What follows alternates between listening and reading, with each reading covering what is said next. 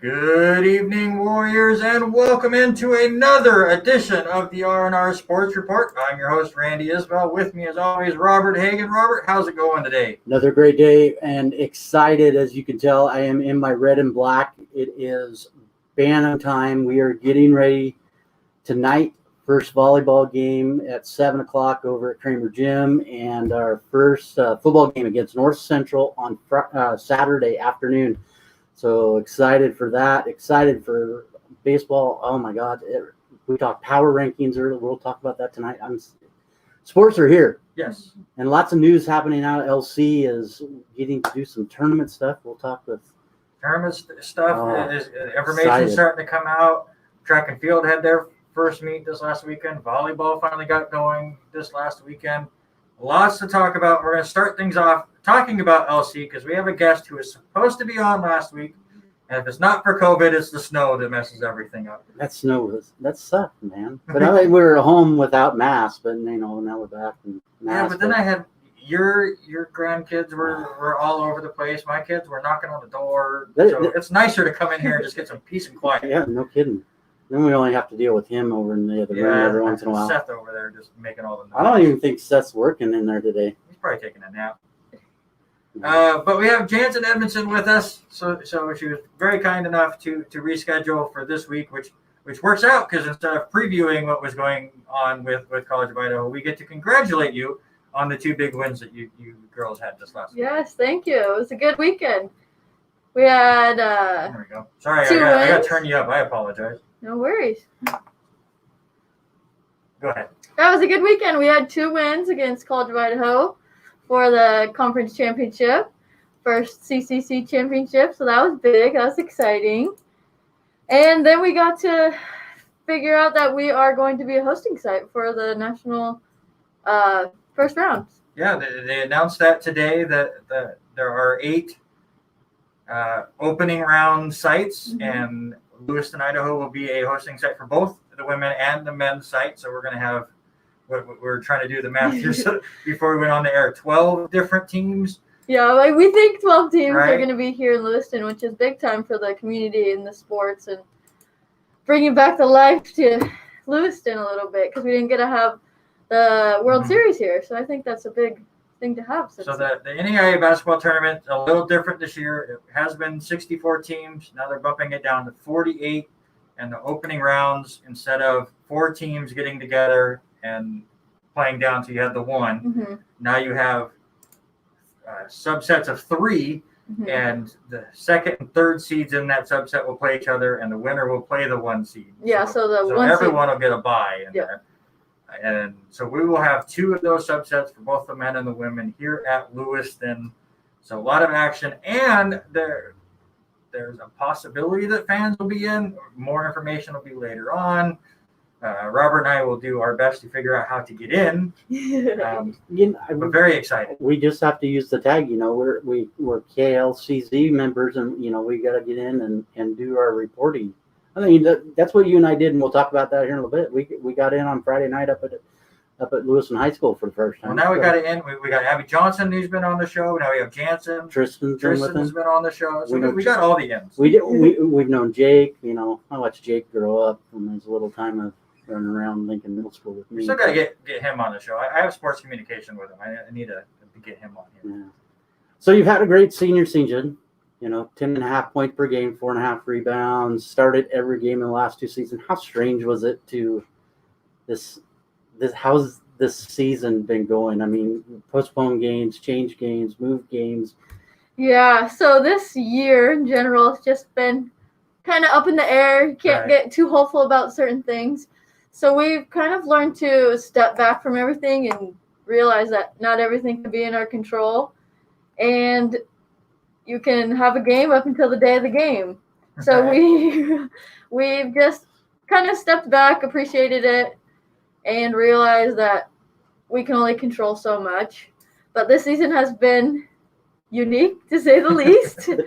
From getting COVID to being quarantined to delaying the season, being in a new conference, new nationals, it is completely different, completely wild, but I think that we have tried to adjust the best we could. And I think that the support around us has really helped us get through it, understand it's going to be okay. And then being over here in Idaho has helped us a lot. And all the support from the administration has allowed us to have fans in certain games and allowed a little bit of normalcy, whereas other states and other places couldn't have that normalcy. So I think we are super thankful for everything that we have gotten so far. And I think that might be a little bit of the plus about CCC. As much as you and I want to argue about it, the conference not letting people in, we tend to forget it's for more safety than it is anything, especially with the whole group now. And I don't remember how many names were out with COVID with you guys, but there was a substantial amount out. And I think that's the main reason, I think, behind what they were trying to do is just, spread them out. We understand you're not going to get everybody in there, but dang, we sure miss that stuff. Right. I get it. We've said this so many times on this show. Robert and I have been trying for years to get a radio show in the Valley to talk local sports, and it just hasn't worked. And I finally, as old as I am, come back to college. I'm like, all right, and we're going to have the sports radio show, and then sports is all messed up. So it has been an awkward situation anyways. And like we said, we talked to Abby Johnson just before the season got started about how training for the season was different. How was getting yourself pumped up for a game when there's no crowd out there for the most part? Or how did the games feel any different? Or once you're on the court, you're just into that action? I think a lot of us tune out the fans and the hype a little bit because you need to be focused, be in the moment. But you can definitely feel the energy in the gym when there's fans and when there's not fans. Whether you want to say it or not, you can feel the energy, the difference. But I think a lot more of it has to come from within and from your teammates and understanding that you're not just scrimmaging out there. You're not just practicing with no fans. You're playing a game. So it is slightly different, but we are out there. We're all allowed to be out there, so it's a big... Did you have to watch your tongue a little bit more since the crowd wasn't able to drown out you yelling at a referee from the bench? I think that it is more noticeable. Right. But you don't have as many people looking at you when you are doing it. So, yeah, it is. You have to be a little quieter with your play calls. All the film is now muted because you can hear every single play call that the coach is calling. So we do a lot of hand signals, which helps anyways, but it's changed a lot. It's been one of those weird things, not even just with LC sports, but with sports in general, that obviously we miss having the fans there. We miss being part of those fans to watch these games, but to watch an NFL game or an NBA game or watching you ladies on the court over the lcwarriors.com and watching those games, it's really interesting to actually be able to hear all that communication that goes on the field or the court and the way the plays go. And without the crowd, drowning that out, just there's a lot that goes on the court, and it's really cool as a fan to be able to actually understand and hear some of that stuff instead of just 10 people running around. Yeah, I think the same thing, because it would have been nice, but NFL and NBA right now are pumping in all that sound. It would be cool just to sit back and listen and understand, especially, you already heard as much as what Peyton Manning used to do in his, Omaha calls, but it's that idea, and to get the opportunity as I will get to hear football plays on Saturday, we're looking maybe 200 people. So, and we talked with Abby and we talked with Tristan. This gymnasium holds such great sound, and the fans are almost on top of you. Do you miss having them in there, to really motivate, especially coming down the end in the last 2 or 3 minutes of the game? Yeah, it's a big deal, and the fans mean so much more than just empty noise. Like, you can tell when you're at home and you can tell when you're away.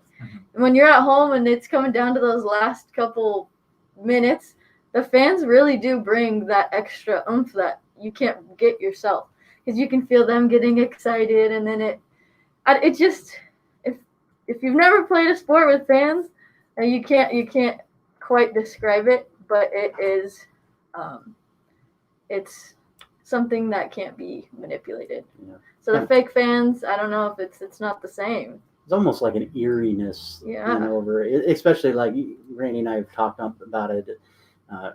Last month would have been Golden Throne time, with Lewis and Clarkson. That place is always packed, and to walk in there and even to walk by there and hear just barely anything happening in there is just crazy eerie. Mm-hmm. Yeah. We've done, a Vista tournaments, and usually the first games in the morning are very quiet. There's hardly anybody there because there's normally the distance people, but it's a totally different eeriness, hearing that stuff. So it for sure is.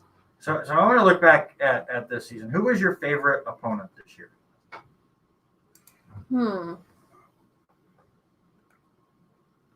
I want to say MSU Billings, because they were new. We competed well, and the games were good. Every game. That was what I was going to bring up. Every single one of those games. And I was really sad when I looked on there after you guys had those 2 back-to-back really close games and lost the one in overtime with the crazy last-second shot. The fact that you guys are basically the only team they've played, so they won't even be able to qualify here for any tournament stuff. Because I want you to see you guys play again. Yeah. So if you guys want to do a warm-up game just with them, I'll watch that all the time. It felt like we had some sort of rivalry that wasn't there, but it was there from the very first time we played them, and then we played them 4 times, so it just continued to grow each time we played them. And I think it goes to show that we can compete against those slightly bigger schools. Right. So that was a fun game. Yeah, looking at your last one, you played 35 minutes against them the last day of January. 15 points and 5 rebounds. That's huge numbers for college level going into those kind of. What can you look forward to? I mean, you've put up some great numbers all year long. What can you look forward to going into this tournament? Going into the tournament, I think that we really need to hone in like our execution, our communication, and just being more efficient. For sure, we need to put bodies on more players, get more rebounds. That's one place we've always kind of been lacking in. And it's big because we tied in rebounds to College of Idaho and still beat them by however 30 points, 20-something points. And we tied in rebounds. Like, could you imagine if we won in rebound? Right. Mm-hmm. So I think that's big. And I think that we just need to just play how we know how to play. Don't get too anxious because you're playing in nationals. Like, just execute, do the little things right, and really just embrace it. And that's what I was going to ask you, because obviously we didn't have the tournament last year, and you were injured the year before. So now being able to play in this tournament, I know it's. I mean, obviously the mindset is it's just going to be another game, but how much do you think you're going to be able to control that, especially going in, if you guys are able to play here at home? Yeah, it's been a long time coming for sure. I haven't played on that kind of a stage in a while, and so I think that for all of us, I think we can control that. We are an experienced group. Mm-hmm. A lot of us have been to nationals before. A lot of us have played in nationals before. And so I think we just need to realize that you're going to win or you're going to be gone. So just put every last ounce of sweat into it that you can. Yeah, it helps to finish the season 5-1 with the one loss being the overtime last-second three-pointer. So you guys are definitely going in the right track before, and I do hope that you're able to get a game or 2 in, because like you said, that's a couple weeks off going into a tournament like that is. Yes, it's not the way I think anyone would like to go into a tournament like that. Well, the other part, let's get into a little bit about you. Let our listeners know a little bit about you. You're majoring in business admin and psychology with a minor in Spanish. Holy cow, that's more than what I did in 6 years. But what are you looking forward to outside of college life? Where you want to go? What do you want to do? So I kind of just went into business and psychology. Business was my first one because I was just like, I don't really know what I'm going to do. It can apply to a lot of things. I can go a lot of places. And I don't want to be tied down to one thing. So that's why I went into business. And then I was going to graduate early, so I got another degree in psych because it was super interesting to me. And from there, I didn't know what I wanted to do. And then recently, I think I made the decision that I want to get into realty, the real estate, which don't need my degrees in, but it's going to help me a lot having that background and that basis of both the human mind as well as the business side, because that's really a lot of what realty is. So I think I'm going to get into that. I'm already starting my real estate schooling right now.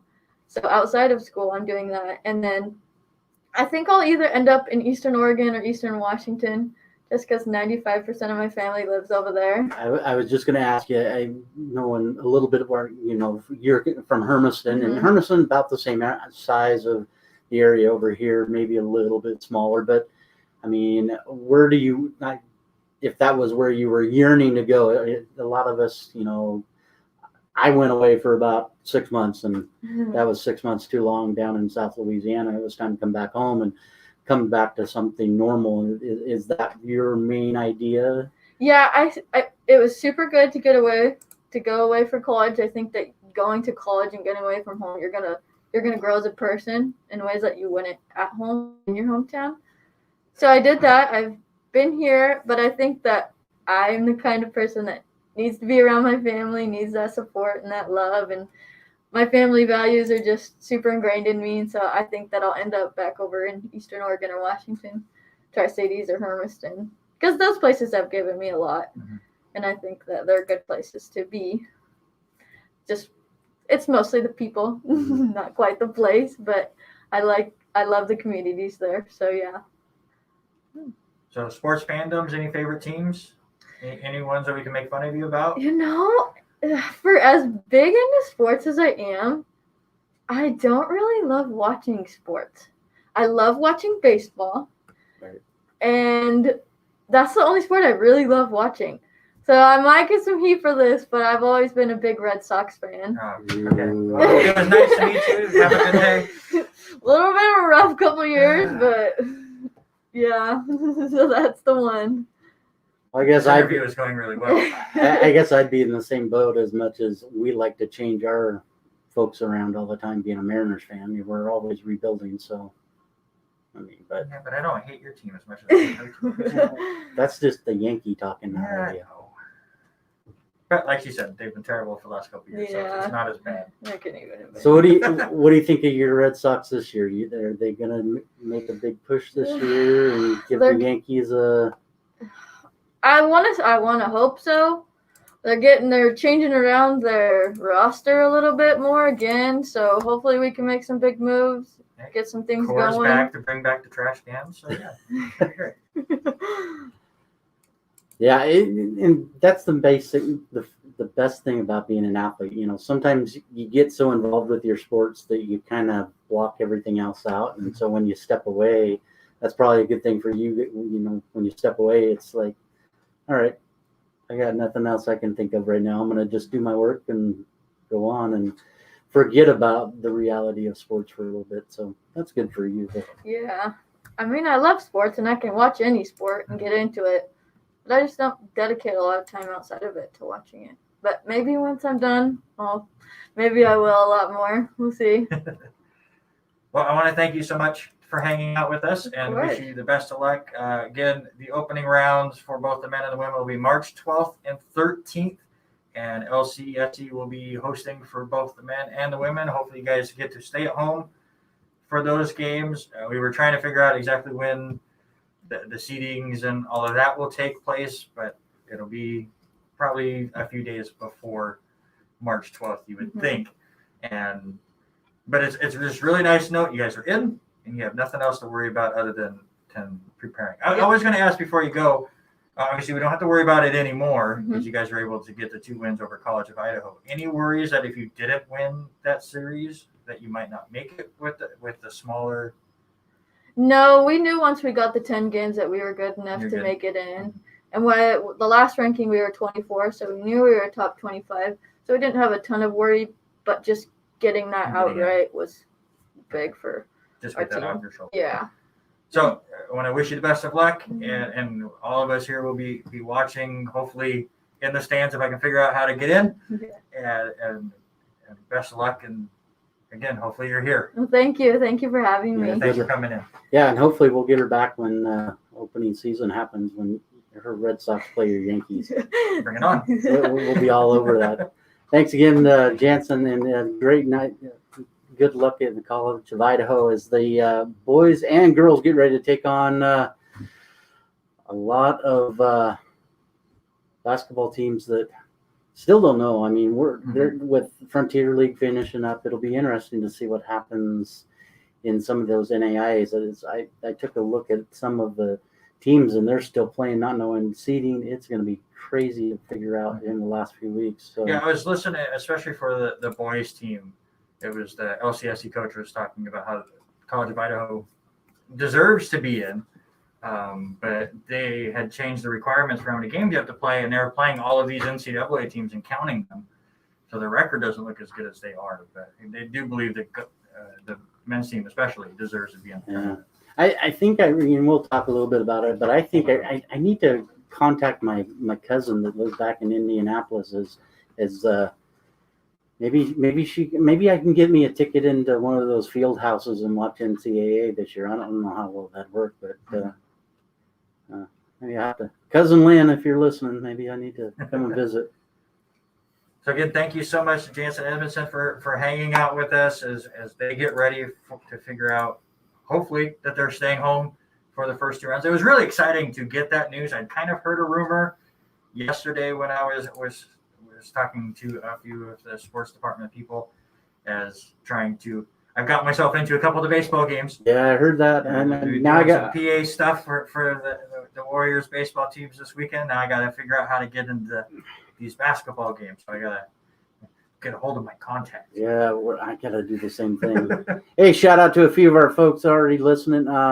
Haven listening with us. Kevin, the grandkids are listening back to the house. Also Haley, and your mom already listened. Great group of people already listening. Glad you're joining us here on this Wednesday night as we get ready to talk some NFL. But let's get into the most tragic news to the start of the day. Luckily, not as tragic as it could have been. Yeah. I was in my English class, and I get out of it and look at my phone, and the first message from you is Tiger Woods in a car accident today. Single car accident. He was the only person in the vehicle. Luckily, no kids or anything involved. And it does look like all of his injuries are non-life threatening. He's doing fine. Does look like he has several leg injuries. I want to say ESPN earlier, we're talking about possibly 2 broken legs, but that's not fully reported as far as I've last seen. Yeah, the last thing I saw is they at first they had changed it that they were using the Jaws of Life. Found out that it wasn't the Jaws of Life the firemen ended up using. But the last thing I saw also was that major contusions. So could mean a lot of things.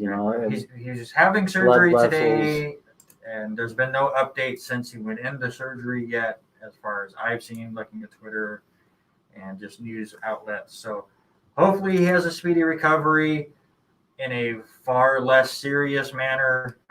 Questions for him being at the Masters are now done. He's not going to be in the Masters now. So then do we revisit the whole thing? What are you doing at 7:00 in the morning that you're in a single car rollover? I mean, the terrain, it's way different. The terrain's a little bit different. 2 a.m. But the thing about it brings up the same thing. That doubt in the back of your mind. Is there something? Honestly, I don't think so. 7 a.m. He's up. He's doing his stuff. I want to say I was listening to Colin Cowherd after class on my way home, and they were talking about looking at the images of that wreck. It looked like it was a business car, a business of one of the companies that are running the local golf tournament. It seemed like it was one of their vehicles from what they were saying. Mm-hmm. So probably off to some business venture. Well, they were talking, and then one I saw that he was doing something with the Golf Channel with some show stuff. So it'd be interesting to, finally maybe in the next couple days get a few things. It was interesting to listen to the interview from the local LAPD that were on the scene for there, talking about how that is one of their big trouble spots where there's a lot of accidents, a lot of speeding around those corners, and I'm sure Tiger was just going a little too fast and definitely Could have been a lot worse. Oh, yeah. Rolling over like he did. But again, so far from what we've seen, and if anybody's listening right now has seen an update that we did not see before we went on the air, please let us know. But it is looking like non-life-threatening injuries, just some leg injuries and leg issues and some surgery. And he's going to be out for much longer as far as golf-wise, but we are far more concerned with his health and safety. And I'm very, very glad after seeing that report. And we're just talking about the 1 year anniversary of Kobe. Yeah, and now we're having this. So I'm just glad we're not having that discussion today. Let's now get into the NFL news and a little bit lighter note. Carson Wentz is now the newest move in the NFL as quarterbacks are moving around like crazy. We knew this year was just going to be nuts as far as quarterback movement. And Carson Wentz goes to the Indianapolis Colts, which I think was rumored for a couple days before it finally went down. Come to find out, they were the only market in town. Like the Bears had dropped out. No one else was even attempting to get Carson Wentz, which is surprising to me because he was very, very good. I'm kind of excited to see what Irsay wants to do with that. I mean, what do you do with Frank Reich now? I think Frank is a better coach for him. You know, Doug Peterson, I've never been 100% on him, but I think maybe that helps, you know, Carson turn things around. Maybe the Frank Reich thing. The offensive coordinator, right, for the Eagles used to be part of the coaching, or for the Colts, excuse me, was on the coaching staff for the Eagles when Wentz had his big year. So that was another big reason why he wanted to go there and reunite. So that could definitely work. It's almost a step neutral, I think, for the Colts as far as going from an aging Phillip Rivers to a Carson Wentz. But there's more upside, I think, with Wentz. Well, yeah, I do too. But, you know, maybe it's the mental thing of being in Philadelphia. Philly's not the best place to be at to play any kind of sport. You even go back even years ago in the 70s and 80s when they were throwing things on the fans were throwing things at the field, letting you have it. And maybe that was just even some of the shows you watch on TV, the way they talk, you know, Philly folks talk, and maybe it's time just to leave that area and just get a fresh start. The NFL in general is so crazy anymore, where you just look back to this season with the Tampa Bay Buccaneers, and in the preseason, Tampa Bay's going to the Super Bowl, and then they lose week 1, and everyone's like, Tom Brady, why did he come to Tampa Bay? He's ruined everything. We want Jameis Winston.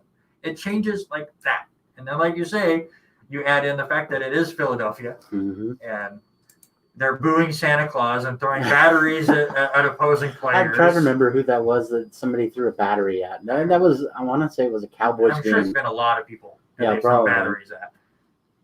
So, yeah, I mean, getting out of that market will help him. I think it's a far better offensive line in Indianapolis. It's a far better running game in Indianapolis, and he has some very, very nice weapons. So I think this is a great move for Wentz. I think this is a decent move for Philadelphia for what they got. And we will see for Indianapolis. But it's one of those trades where I think every party potentially wins. Well, I think so too. I haven't heard any negatives out of it. I'd like to get, you know, a couple of our friends are huge Colts fan, like Ryan Nerum. Ryan just went back to Atlanta, and I wanted to try to get in touch with him, see how he felt about it, because he does like to read a little bit more inside, kind of like our buddy Shannon, who is everything Dallas. But I think you're 100% right on that. I think it's going to be just that little bit of a change, new start, new everything. And don't quote me on this, but maybe a Pro Bowl next year or the year after. Well, you can't even really say Pro Bowl anymore because it doesn't matter, because 15 quarterbacks become Pro Bowlers because everyone will drop out and they add somebody else and then they drop out. Yeah, and you can't say first team like you can in high school and college stuff anymore. I mean, all pro. I don't see him being all pro in the AFC, obviously, because you have Mahomes and Josh Allen and Lamar Jackson. Right. He could be comeback player of the year. Yeah, for sure. Maybe coming back in there. Yeah. I also want to say my dad's listening on YouTube, which nobody ever listens on our YouTube channel. So thank you so much, to my dad. Mom and Dad also listening, so thank you. And they've already made the comment. They said no kids in the background, so I guess that's a plus as they heard my kids and my grandkids and your kids last week. So some more happy news and area fan. If you know him, if you know the family, you do. U of I Vandal and Seattle Seahawk Mike Ipati decides he's gonna hang him up after traveling around all over the NFL. Great to hear that. Had a very good career. Oh, huge career, and I've seen him in the Valley a couple of times. So I'd love to, I know his family. I'd love to get him up to maybe one day to coach up there with me and coach a little line. That'd be fun. You're gonna try to get him on the show. Well, I could do that too. I could probably weasel that one in too. It is franchise tag day, which is so stupid to me that they're calling this franchise tag day when no franchise tag are going to be given out today. That was funny. I read that this morning on Dan Patrick and listened to him talking about that and Fritzy trying to make greeting cards about franchise day. But it's a 2-week thing. And nobody had, like you said, nobody has been reported on the franchise tag. I just looked again. To wait, and most of them will be on the last day, which should be franchise tag day, and a third of them are going to be punters. There will be 3 or 4 big franchise tags, and it'd be curious if Dak Prescott gets it again. We were just talking off air about Brandon Sheriff from the Washington football team who had got franchise tag last year. Is he going to get tagged again, or if he's going to hit the market? There will be a few here and there that will be big deals as far as tags go. Chris Godwin is another possibility for Tampa Bay. Does he get the tag? The bad thing about Tampa Bay, and you and I threw this out there, 24 people in free agency. Mm-hmm. Somebody's going to get it. You know that, but look at the 24 that you got to deal with. Who do you put there? Somebody's definitely going to get the tag in Tampa Bay. That's a bigger name, but they're going to lose a couple for sure, and we'll get into that because right after the franchise tag, that's when the fun gets going with free agency. And this year is going to be really interesting, and that's what we want to focus on now. We were looking at lists of all the free agents, and Robert went through and picked 3 names for the defense, the offensive line, and the positions on offense, because that's what we're more interested in. And we are going to predict where we think they will play next season. Play along with us both on the R&R Sports Report Facebook and YouTube pages if you want to get in on the fun. We'd love to hear what your predictions are as well. And let's start with the defense and the 3 names that Robert picked to talk about this week: Von Miller, Shaquille Barrett, and Mike Junon, because he wanted to talk a Raven really, really bad. Let's start with Matt Junon, from your Ravens. Do you believe that he will stay in Baltimore this year? As much as I would love to see him stay, kind of like Ray Lewis did, the money gets there. I mean, same thing that happened. Terrell Suggs left, and that I really do like the way he plays. I don't see them franchising, especially with the way Ngakoue played also. And I think, and Calais Campbell there, Calais is signed through the next, I believe, 2 years. I just don't see that Baltimore's going to have enough money to keep him there. I do think Ngakoue does get the franchise tag for Baltimore. But I'm going to say Matt Judon is going to go and take J.J. Watt's place. Interesting. Yep. That could be a good fit for Judon. But he's going to be a New York Jet.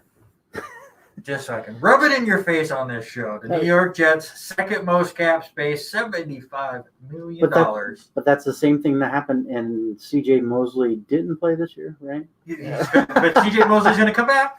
C.J., the other Baltimore, went to New York this last year. C.J. has played 1 game in 2 years since the Jets signed him. Yeah, go. He played week 1, injured his groin area, was out for the rest of the season, and then opted out this year for the New York Jets, which I definitely do not blame him with the way the Jets played. But he is definitely back next year. And you get Judon with him. I'm all for it. And that is why that'd be rough. Judon will be with the New York Jets. How about Shaquille Barrett for Tampa Bay? You're talking 24 free agents for the Buccaneers. And that is why I say he will not be on the Buccaneers next year. And I was looking around, and there's another free agent we're just about to talk about who I think will re-sign with his team, and he's going to talk Barrett into joining, and that is the Denver Broncos. I think Shaq Barrett ends up being a Bronco. I think that's a good place, but for me, I'm going to lean more that they're going to franchise tag him than Godwin. The only reason, Godwin, he deserves the money. I think he is that there with Mike Evans and Gronk. They think Gronk is going to stick around as long as Tom Brady will. So, Gronk is one of those free agents too. But I really think that they give Shaquille the franchise tag. Keep him right there with White. Shaquille, great edge rusher. So that's what I think. I think he's going to pick up the tag and hopefully figure out a contract for the next couple of years. How about Von Miller? I think you and I both know that he'll get re-signed there. Oh, yeah. I think he retires a Bronco. I do too. I think he's silly if he doesn't re-sign there and end his career. But it's like you said, though. I mean, he'd be smart. He'd be dumb if he didn't try to recruit somebody. Mm-hmm. So, you look at the other list of anybody that's out there. Javane Clowney is still available. He's going to be up. Bud Dupree, Ngakoue, but I think Ngakoue is going to get franchised by Baltimore. But there's still a couple of big names, JJ. And I do think that the Broncos are going to focus on defense in the offseason. They need offensive help, obviously, as well. But you're in a division with Mahomes and now Herbert. Yep. And you're going to have to try to figure out how to stop both of them. So I agree. Let's go to the offensive line. Always a very interesting position in free agency. Let's start with the big one. Trent Williams for San Francisco. We both believe he's going to stay. I think that would be the smart play for John Lynch. Keep some consistency on the line, especially not knowing what's going to happen. As much as I think Garoppolo is going to stick around in San Francisco, Lynch has got to have something to try to draw in another quarterback if that's what they're going to do. And if they can sign Trent Williams to stick around and be that nucleus of the offensive line, I think that's what they do. In San Francisco right now, according to SpotTrack.com, has about just under $19 million of cap space for their top 51 positions. I think they will find a way to make that deal get done. We were just talking about Brandon Schriff of Washington. I do think they come up with a deal and they make him stay. Yeah, I'm going to disagree with you. Okay. The only reason why is because of our next pick, and it's because Baltimore is going to pick up the other guy, and so I'm going to send Schriff to your Jets. You need some help up there on the O-line. It's a young offensive line. Yeah, I think it's improving, but you get somebody like Schriff in there. Mm-hmm. It'll be whoever the quarterback's going to be. Deshaun Watson. How many millions of dollars? He's already has a deal. Well, I mean, how many, and you're giving up, 12 picks? I don't care. Take them all. Take all of our draft picks for the next 2 years. Well, I don't care. Is your owner decided if he's going to stick around in the interviews or try to do any of that stuff? It was so nice when he was gone. It was, but, So you're thinking Schriff goes to Jets. I don't, just because New England Patriots offensive lineman Joe Thuney, I do believe, goes to my New York Jets. No.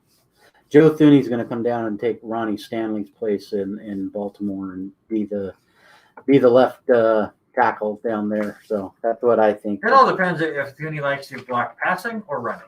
Yeah, exactly. And most offensive linemen like to block when you run, because then you get to push forward. Right.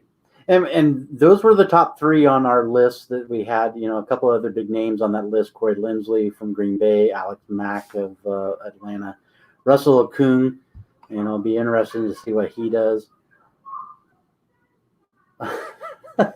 Your kids are here. No, they're not my kids. They're having a good time outside. They must be playing in the rain because that's what it was doing. The other name I want to throw out there, and we hadn't said, and we didn't put him on the list, but I know he's getting older. But what about Alejandro Villanueva from Pittsburgh? I don't think he'll stay in Pittsburgh. I think he moves on from that franchise, but I think he's got a couple more years left. I really do. Yeah, see, every single one of these, I wanted to say Philadelphia, but they have such cap space issues. Mm-hmm. They're $37 million over the cap at the moment. So that could be a fine spot for him. But for somebody of his age and for what he's been able to get through in his career, it could be Tampa Bay. It could be Kansas City. It could be he will probably try to get on a winning team. It could be Baltimore. Baltimore's got 18 million. I mean, they got a little bit of movement, but I mean, I'd sign him for a year. I mean, he's just that good. I mean, he's got that presence about him on the sideline as the team leader. You know, he's an all-around good player for Pittsburgh, and I think he'd be a good fit. All right, so tight ends. Let's start. Both you and I agree with the number one guy, and that's Hunter Henry. He's got to stay and help that whole Justin Herbert. I think the Chargers will find a way. A young quarterback like that, you want to be able to give him a solid tight end as a safety net. Mm-hmm. And they have great receivers there too. So I think he ends up staying. How about Gerald Everett, who's had a nice couple seasons there with the Rams? Yeah, but I mean, you've got Hunter Henry there, you got Higbee there. There's just not enough room anymore. It's the same thing that happened in Baltimore.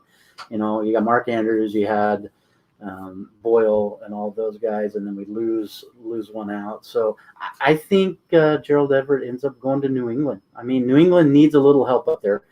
God, they need a quarterback first, you know. But I think that would be a good fit. I mean, I could see Gerald Everett being, I don't want to say trainable, but I think Belichick would get him some looks. Mm-hmm. I mean, I think that Josh Daniels could get him the ball too. Yeah. I mean, honestly, it makes sense, especially if they go for a younger quarterback for the exact same reason. And that's why I'm saying Everett goes to Cincinnati. Joe Burrow, young quarterback, get him a nice tight end. I think that'll work. That'd be a good one too. Same thing with Jonnu Smith from Tennessee. I think he goes over to Jacksonville to play with Trevor Lawrence. I think he goes to Arizona to go play with Kyler Murray. You know, you got Fitz probably for one more year in Arizona. That would be a wonderful fit. You know, a little dink and dunk for Murray, as he really hasn't had a huge tight end threat there in Arizona. But, you know, you look at, like we've talked, look at that division and how they're playing, you know. What did we say last week? Garoppolo was the worst quarterback in that division. Yeah, that's crazy. So, I mean, you know, whatever can help Murray out would be the best thing there. So. Another name on the list that'll be interesting, not really, Rob Gronkowski. We will think he's staying in Tampa Bay. He's not leaving Tom Brady's hip pocket. You know that. Absolutely not. I love the commercial that they have with the Bad Connection, where he's talking about retirement, and it sounds like, hey, come to Tampa Bay. He said, I'm coming back to Tampa Bay, and Rob Gronkowski's coming with me. Oh, where's my football pants, Mom? Fantastic. Good. They couldn't have done it any better. That's hilarious. So let's get to the wide receivers, which is really important as a New York Jets fan, because you've got to think they want to get one of these top guys. And there are some fantastic free agents as far as wide receivers. The ones that we're not even going to talk about today: Sammy Watkins, T.Y. Hilton, A.J. Green, Marvin Jones, Juju Smith-Schuster. Those are the ones we're not talking about. Yeah. Will Fuller. Larry's on that one, but I think Larry goes back to Arizona. So yeah. So he's also old. He's either Arizona or retired. Yeah. Or he goes to Tampa Bay, because that's any old person you can just figure Tampa Bay. Well, we both agree on the same one with Chris Godwin. We both say he's going to stick around with Tampa.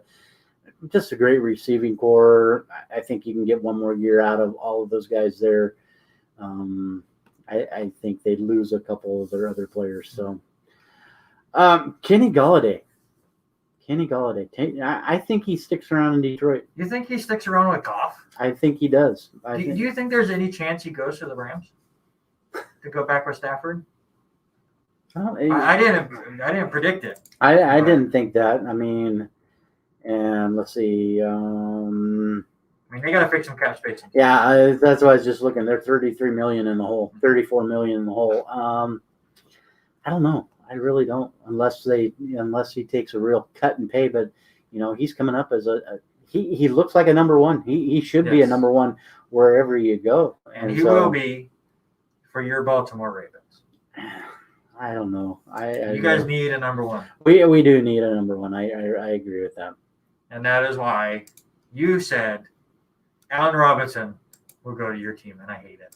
I hate it so much. I do. I just like the way he plays. I think he would be the better fit there in Baltimore with Lamar Jackson. You know, like, Hollywood is the long guy, Yes. and I think but I think he's figuring out that he can't do everything long. He's got to figure out how to play those outside numbers, and that Mark Andrews isn't going anywhere. I think Allen would be the smarter fit on the other side. But Nothing against Willie I also Snead. think with Hollywood, if you get a Galladay or Robinson or Godwin or Juju or Will Fuller or any of these guys over here in Baltimore, they're going to be able to get the attention of the safety, which will then allow Hollywood to go deeper. Yeah, I just don't see. I don't know. I don't see Baltimore making a big play for, like a Juju or something like that. That's why I think Allen, is kind of the better fit in there. So, but Hollywood needs some help. Yes. It can't be Lamar to run in with his legs all the time, and Lamar, into JK or Lamar to Mark Andrews, because that's gotten so predictable that they need somebody that. And Allen's physical. I think that's what I like about him the most. Right. He is very physical. Very, and very good. That's where I would go with him. That's why I want Allen Robinson on the Jets so bad. We're homers, like you said. And if Deshaun Watson does come to the Jets like I've been predicting, I do see Allen Robinson joining him. But that's not what I'm going to predict, even though I still think Deshaun Watson comes to the Jets. But I do think Allen Robinson goes to the AFC East and goes to Miami and makes me a sad panda for a little bit. A sad panda. I'd like Put to see him that. into he's going to like the warmer weather. He was in Jacksonville for a while on a terrible team. Now he went up to the cold weather in Chicago. He wants to get back into to Florida and get to Miami. So that's where I have Allen Robinson. Just want to say thank you, Lois, for the early happy birthday. I got my birthday witch. I got to go watch the LC Warriors. I found my way in, at least for one of the games on Saturday. We'll get into that. I was going to bring that up later in the show. Lois beat me to it. Man, she's just quick. All right, let's talk running backs. We both agree Kenyon Drake stays with Arizona. I was tempted to move him in my prediction, but I do think he stays. Mm-hmm. Running back is so weird because it's so undervalued anymore. Teams would rather have 2 or 3 decent ones than one great one anymore. So you have some great names on here as far as Mike Davis, Tevin Coleman, Chris Carson, Leonard Fournette, who could stay in Tampa Bay. Le'Veon Bell, I guess, still counts. James White has always been good in New England. So some big names. Well, I think that's why I'm going to go where I'm going to go with Todd Gurley. Let's go Todd first. So Todd, I don't think James White's going to be back. Okay. I think that would be a great fit for him to go to New England. It'd be a nice one too if they could sign Gerald, and then get a young quarterback like you were talking. I really don't see Cam coming back to New England at all. But I think that would be those two would complement each other really well. So I think that's the smartest move for Todd Gurley. Yeah, even though he's getting up there, and I think out of the list of people that we've got on here, I think he's probably close to the oldest on there. But I think Todd Gurley can make a turnaround, maybe go up and play for Josh Daniels. Like you said, his age is getting up there. I think Chris Carson does not return to Seattle, and I think the Seattle Seahawks will draft a younger running back, not in the first round, second, third, fourth round running back, and then they will bring in Todd Gurley to play that Carlos Hyde role. That's where I see Todd Gurley going, being that veteran running back with a young man next to him. Seattle had a terrible running game last year. They couldn't keep anyone healthy. Yeah, so I was just looking. Chris Carson, 141 touches, 681 yards, 5 touchdowns, and 287 yards receiving. So, he doesn't – 9 touchdowns total. He had 4 receiving. He's just going to stay healthy. I just don't see him staying in Seattle. Seattle, $14 million on the cap. about middle of the road. Mm-hmm. Todd Gurley's perfect there. Give I him a 1 year, $8 million contract can see that too. and just make it work. How about the top guy for running back? You can't be a homer here. I think he's better. I think he might be a better fit in Miami. Aaron Jones. Yeah. My Twitter friend. My best friend, Aaron Jones. Free Aaron Jones. Free Aaron. You need to find that sign and bring it in one night. I and we'll threw put the it, sign away after the show. But I am going to take a picture. I've been meaning to do this, but now that we're getting closer to free agency, I'm going to take the picture that Haley made for me because she's a Green Bay Packers fan. And I'm going to edit it. And instead of the Green Bay logo, I'm going to put the New York Jets on there. And I'm going to tweet it out to him and say, please, Aaron Jones, free yourself. Come to my New York Jets. You better get it done because free agency starts here in just like a week and a half, I think. But Aaron Jones needs to come to New York. He needs to be a Jet. He will be the lead guy there, and they will give him the ball. It's either, unless Deshaun Watson comes, which, again, I'm still hoping beyond hope. But, again, they have a young offensive line that's getting better and better, and you're going to have a young quarterback, whether it's Sam Darnold or any of these rookies that are coming out, Zach Wilson or Justin Fields. They're going to want to run the ball. So Aaron Jones, if you want the ball, which I know you do, and he's great out of the backfield for catching, Aaron Jones will come to the New York Jets. I'm not sure on that. I really would love to say that, but no, I think he's going to – I'm trying to find exactly who's sitting there because I cannot remember for the life of me. But I think he's going to go to Miami. Get him in the warmer weather. Get him it's down too there. hot for Aaron. He's used to Green Bay weather. I know he played in Texas, or he wasn't like the Texas Longhorns, but he played in the state of Texas in college. So tell me who, if you look at the positions, yeah, you got Ahmed, Breda, Gaskins, Laird, Perry, Scarlett. They could have James White. I don't care who Miami and DeAndre Washington. Yeah, they've got a bunch there, but I think he would be. I think he could walk in, be the number one guy there in Miami. Miami's got $22 million in cap space. Sign him to a long-year deal. Get him down there. They would, but he's going to be a Jet. Let him play with Tua. Because Fitzmagic is going to stick maybe one more year, and then Fitzmagic's going to retire. If Miami ends up with Allen Robinson and Aaron Jones, I may never watch football again. Quarterbacks aren't as interesting as far as free agents go because we think a lot will come through the draft and a lot will come through trades. Right. So we both believe Jameis Winston's going to stay in New Orleans. We both believe Mitchell Trubisky will stay in Chicago, which is surprising to me from you. I know. Because you said last week that the Bears are going to have a new quarterback. I thought that Carson was going to be the guy. I really did. I thought that Carson was going to go there, and he doesn't end up going there. I think Chicago plays to keep Mitchell there. But now that Indianapolis is out, does Sam Darnold possibly go to Chicago? I don't know. Depends on if Deshaun signs with your Jets, but as much as you want to pray. Yeah. And I just want to throw this out here because you and I both agreed that Jameson stays with New Orleans. Mm-hmm. Denise probably will make sure that I announce this, that Drew still has not retired yet. As much as she loves, she loves Drew Brees. He has not retired yet. So we can't count Drew out of being the starter in New Orleans yet. That is true. It has not happened just yet. The big one, though, Dak Prescott. They franchised him last year. He has to get a contract, and he'll get it done. I don't think he gets a contract. I think they franchise him again. It doesn't really get ridiculous until they try to franchise him a third time. Then it's like over $50 million for that. But because of his injury, I think even Dak will take that big pay bump for the 1 year, show that his leg is going to be healthy and that he can still play. And then they can go from there. I don't see a deal coming after that injury. And they've got, right at $19 million in movement. I don't think franchise tags count. No. Towards the count. I could be wrong.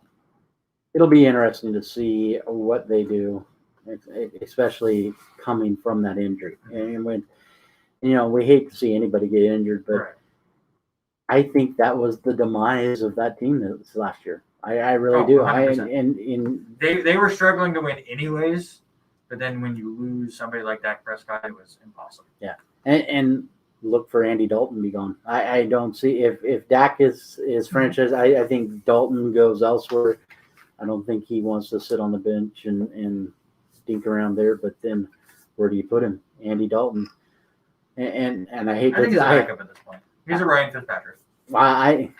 I hate to say this, but where I think he might go is that he might end up going to Denver. Yeah. Can you imagine the redheaded slinger up there in Denver? Actually, that place might be the best fit for him. Steven Story, there you go. But you're gonna get him. But you look at the list too, and we talked just the top three. And then, like I said, Andy Dalton was the fourth one on that list. Fitzmagic, Tyrod Taylor. I mean, Tyrod. Don't get stabbed. Yeah, don't get stabbed in the lung with a needle and then lose your position. But the other two on there, Jacoby Brissett. Do you see him staying in Indianapolis as a backup? Yeah, he just wasn't. I don't think he gets a. He could also be one of those quarterbacks that end up with the Patriots. Former Patriot himself. And the last one on the list, and guy I really don't care about since Michael Mitchell still owes me a package of Fig Newtons, is Cam Newton. Cam is a free agent. Your guys' fantasy trade with the box of Fig Newtons that never went down ruined his career. Yeah, there you go. There you go. That's what I need to do. Just the voodoo is on Cam Newton because Mike Mitchell didn't give you the box of Fig Newtons. I figured it out, and I feel bad for Cam. Let's move on to baseball because we're getting closer and closer. Pitchers and catchers have reported. It's been nice to see them playing catch out there on the field. But the big news coming out of baseball, and I want to get your take on it before I lose my mind, Fernando Tatis Jr. is a made man. 14-year, $340 million contract with the San Diego Padres. That's an average of just over $24 million a year. On top of that, he gets a $10 million signing bonus. His season base salary is going to go up every year until 2027, and then 2027 and 28. Each of those years are going to be $25 million a year, and then 2029 through 2034, he will make $36 million a year. The contract will come up when he's 35 years old, which sounds better than like the Albert Pujols deals when he's like 45. Right. And it will also end when the Mets will finally stop paying, I'm blanking on his name now, Bobby Bonilla. Bonilla. That contract will end at the same time as this 14-year contract with Tatis. That was the craziest contract extension or payout that we will ever see. It'll probably be the biggest one we'll ever see in life. And I'm surprised we've never seen another one like that. That's a fantastic deal. What is going to be $1 million a year? Well, until you die. I would take $1 million a year to just sit and know. Okay, we're no Tatis or Bobby Bonilla. I got to watch his dad in a rehab play, and when I lived in Louisiana, and he played for the New Orleans, or he was playing against the New Orleans Zephyrs that night. As I forget which affiliate came in that night. His affiliates change all the time for ball clubs, and I don't remember which team he played on during that affiliate time, but unbelievable guy. He had a presence about him, and I see that same presence from dad into son. So I'm excited. It's just crazy to see that much money changing hands. So what do you think of the deal? I don't know. 14 years. You're basically saying, okay, I'm going to tie you up this long, and hope nothing goes wrong. There's if there's a change in the management, all of a sudden you're here, because who's going to want to pick up? And I'm trying to play, God forbid anything happens, but who's going to want to pick up a contract like that if he is unhappy after 3 years? I mean, that's crazy to think about. That's what the Yankees do. They did it with Alex Rodriguez. They did it with Stanton, which that one didn't work out very well. So my question. So I have always said I hate every deal that goes over 10 years. Baseball does it all the time, and I've hated it always. Luckily with Tatis, he's young enough. So like I said, the contract will end up when he's still 35. So he should still be in decent playing shape at that point. But it never works out for the team. I'm not taking anything away from Tatis Jr. Get your money. Yeah. Absolutely. You are locked up. Get It is done. what is so great about baseball is every single dollar of that is guaranteed. So they can't just cut him like they could in the NFL and mess with that.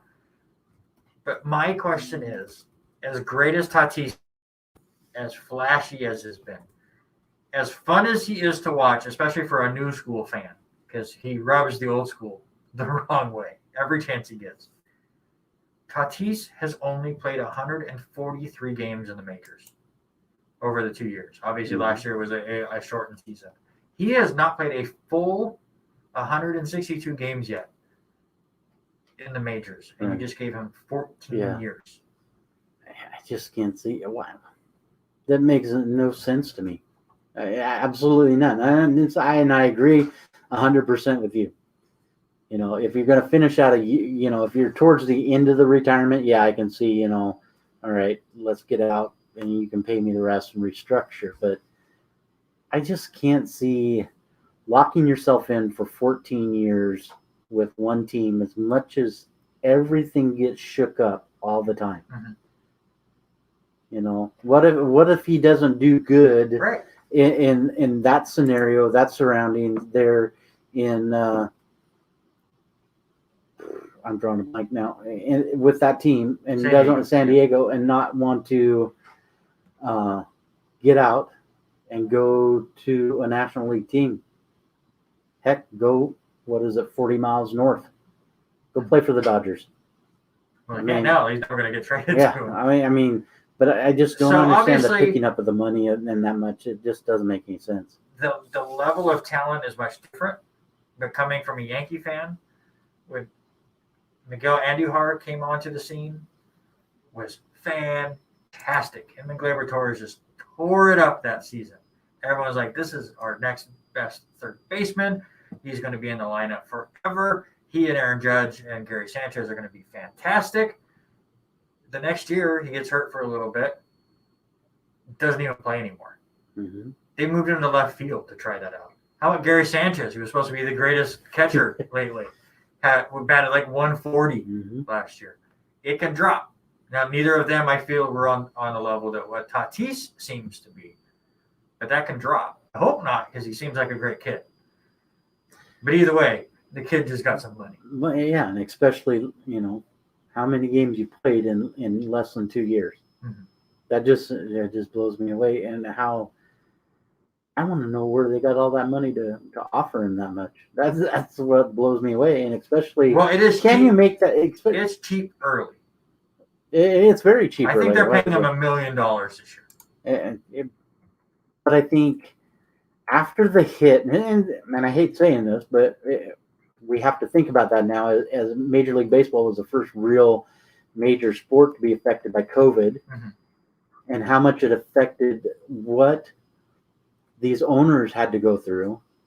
I just can't see some of the owners and the marketing people being able to put out that much money, not knowing if you're ever going to get a full stadium in there for a while. So looking at the stats, it's $1 million this year, $5 million next year, $7 million after that, then 11, and then you get into the 20s and 25s and 36s. So he will be under 20 million for the next 4 years, and then it'll be 20 million or more for much more after that. So you would hope that things are back to normal in 4 years.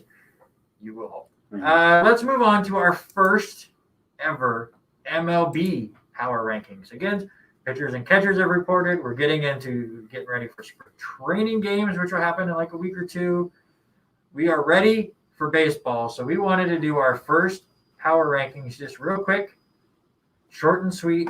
And I'm going to go first because Robert then stole my list. I think everybody stole the list because every list I saw was the same 5 teams. I looked at one and then moved things around. Number 5 for me is the Chicago White Sox. I love what they did. They have a great pitching rotation with Giolito, Keuchel, Lynn. They get Liam Hendricks from the A's.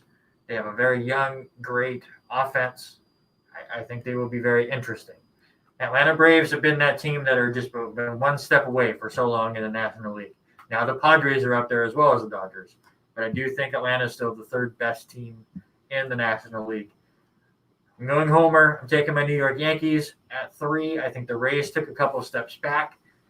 Toronto is trying to creep up into contention, but we talked to Jansen earlier. Boston's not in contention. Baltimore's not in contention. Mm-hmm.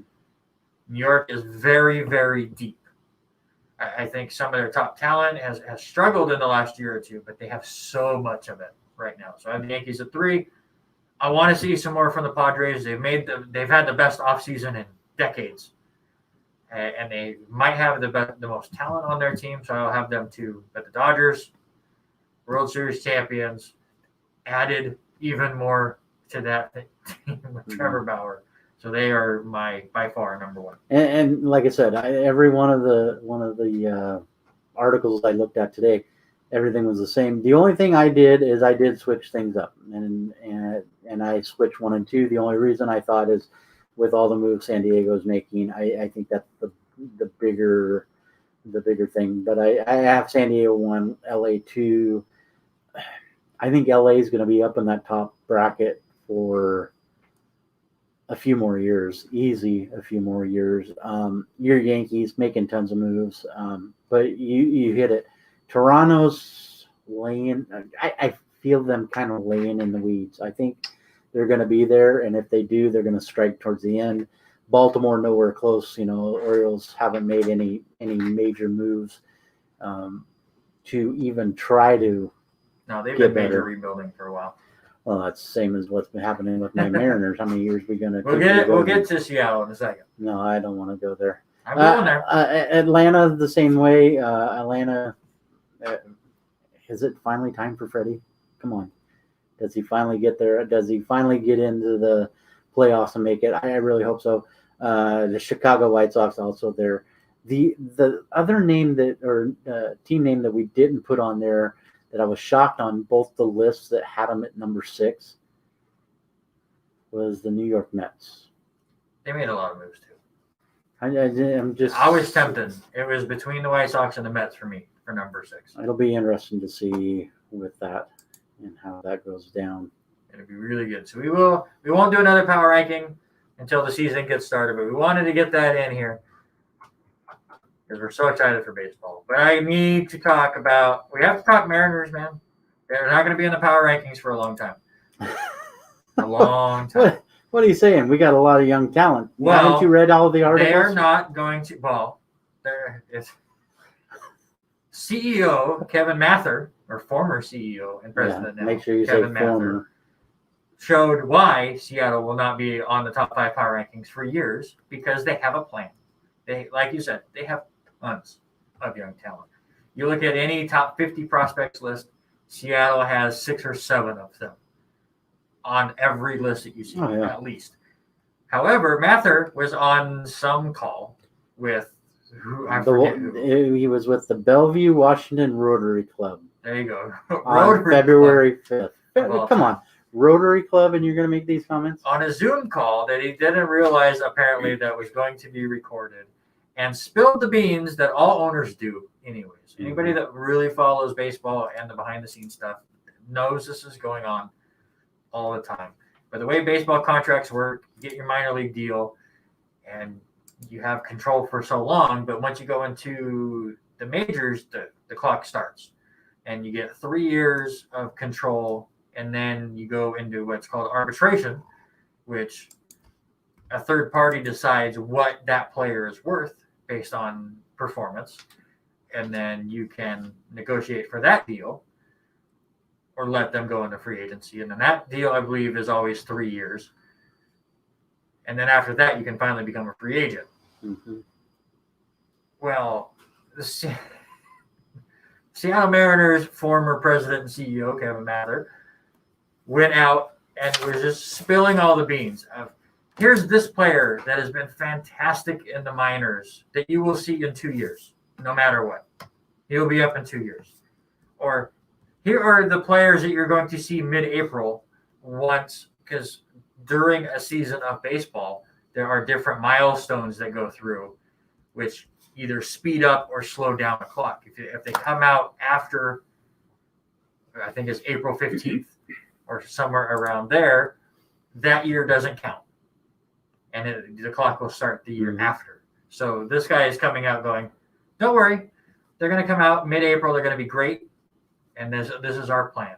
So but by saying that publicly, now all of these players now have grievances that they can file and say they're screwing me out of this money. And this great plan that Prather had is going to implode quickly.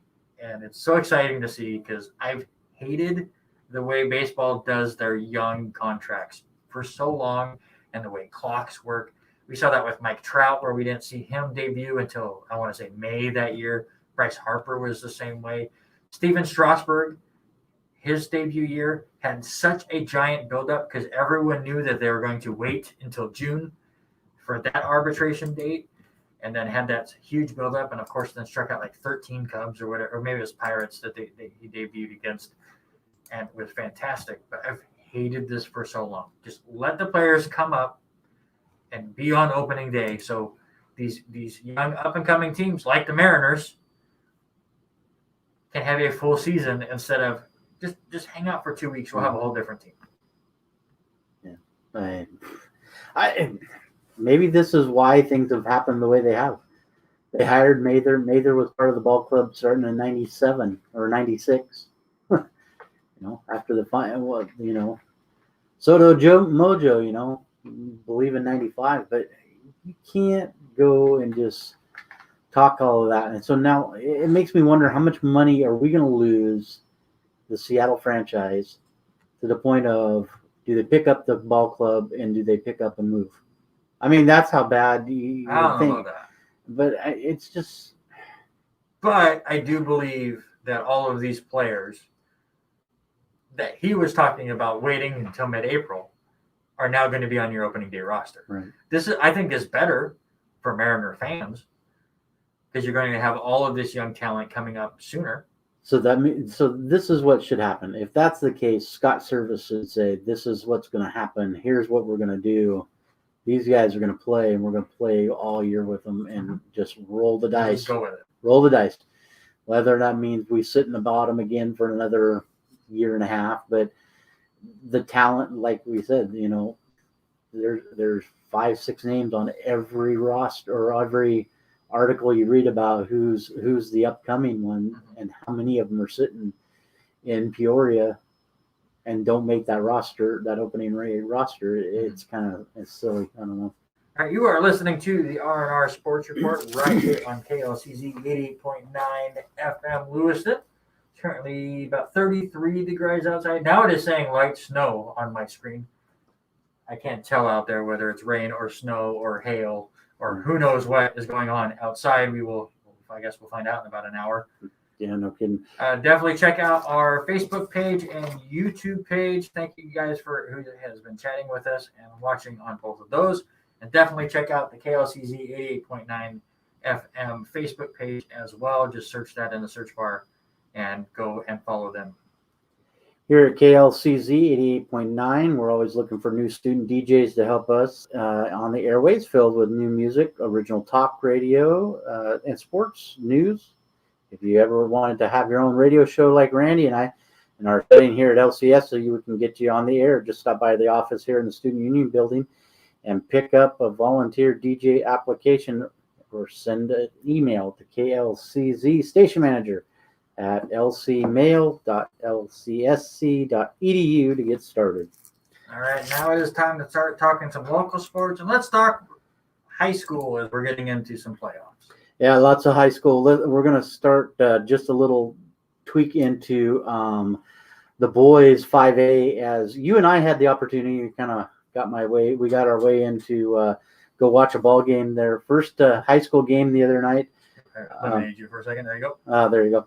LHS, they played against Post Falls, and they just couldn't find a spark, Randy. No. There was nothing was happening, and they fell behind to Post Falls and were trailed by 10.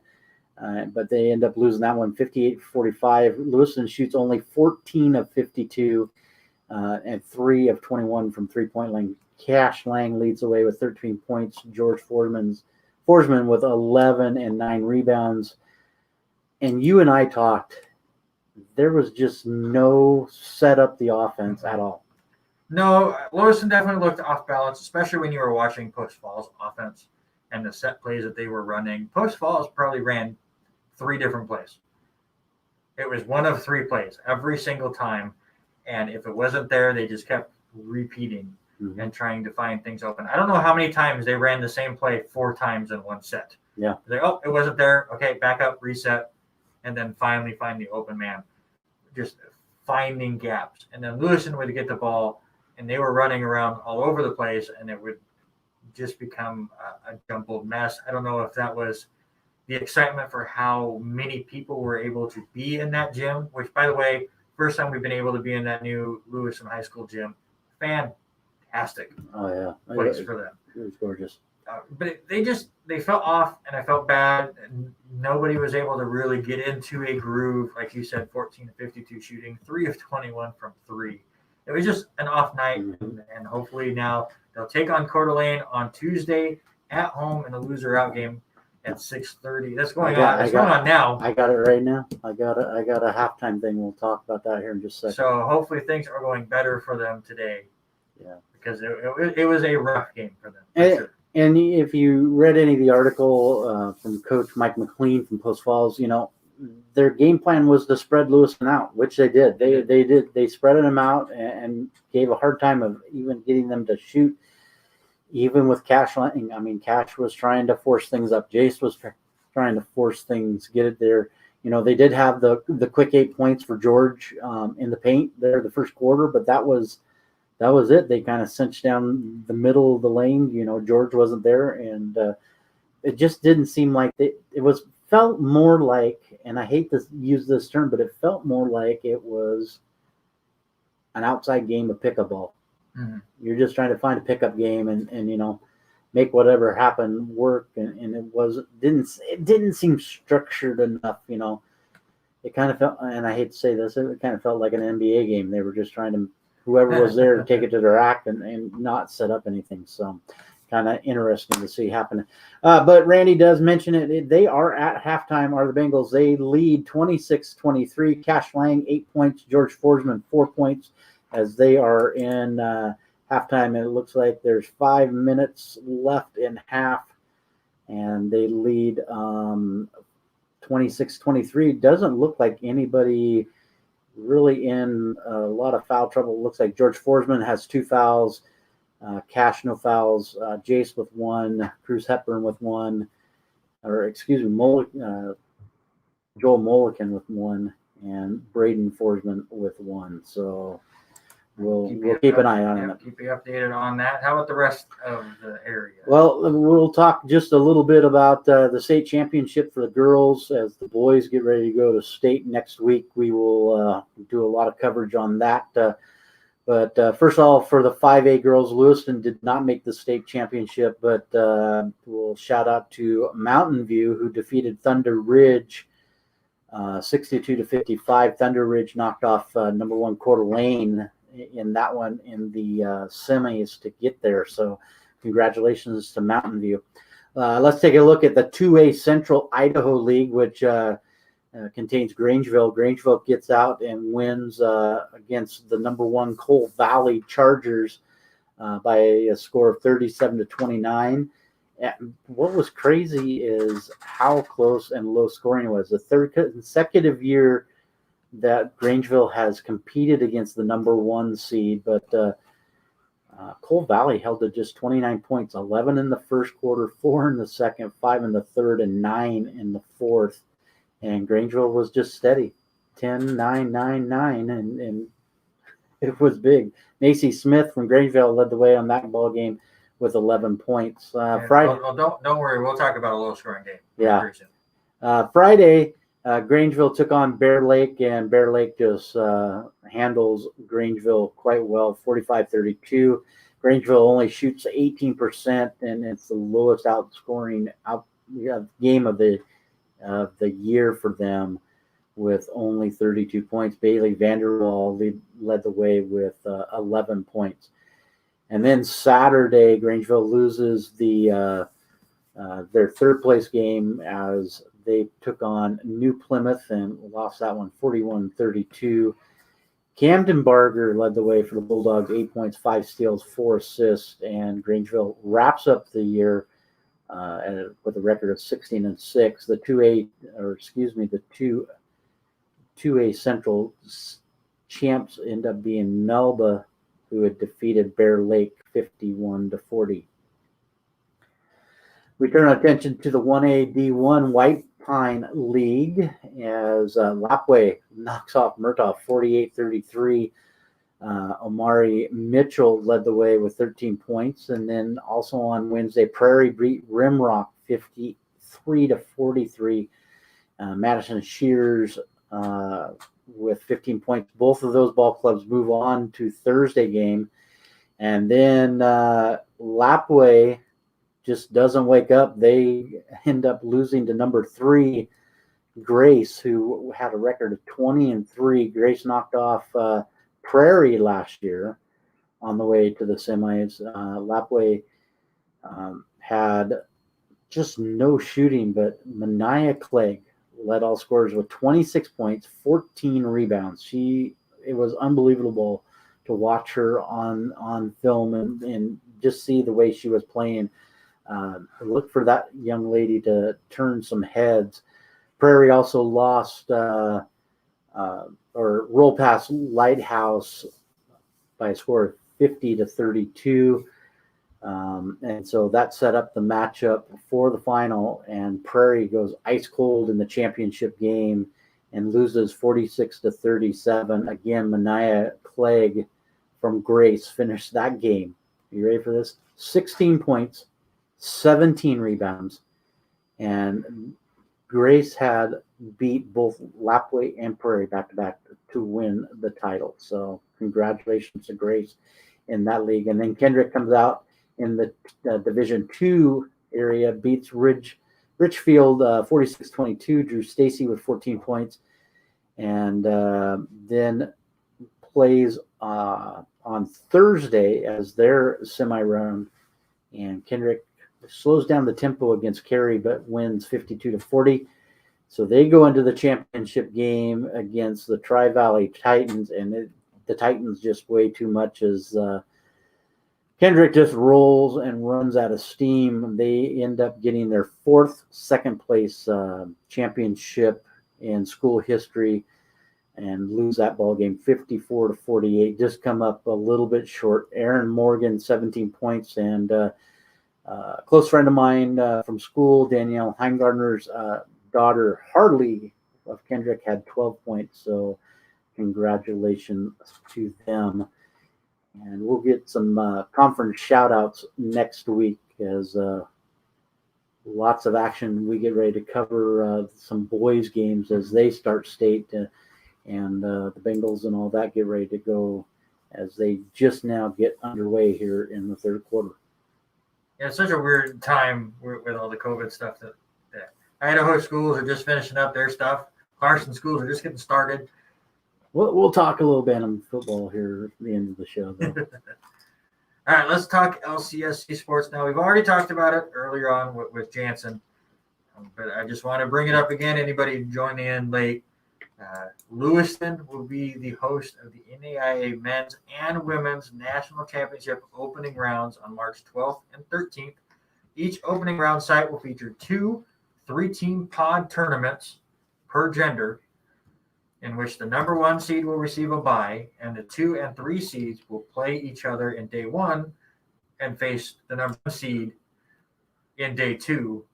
And the winner of that game will then move on to the final site, which will be Sioux City, Iowa for the women and Kansas City, Missouri for the men. This will be on the test next week. I was going to say, I'm glad you have that figured out. Should I have taken notes and make sure I study next week? We will do our best to keep understandable as we figured out. And also check out lcwarriors.com. They will also have information on ticketing for the event. Hopefully they'll allow some fans in there. Hopefully we're some of those fans that are able to watch the game. I'm super excited to see these.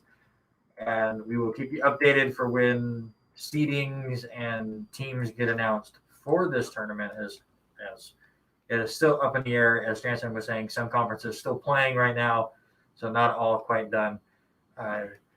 Women, we'll talk about the games that happened this week. The men's team swept College of Idaho in two really close ones. They win game one 74-71 here at home.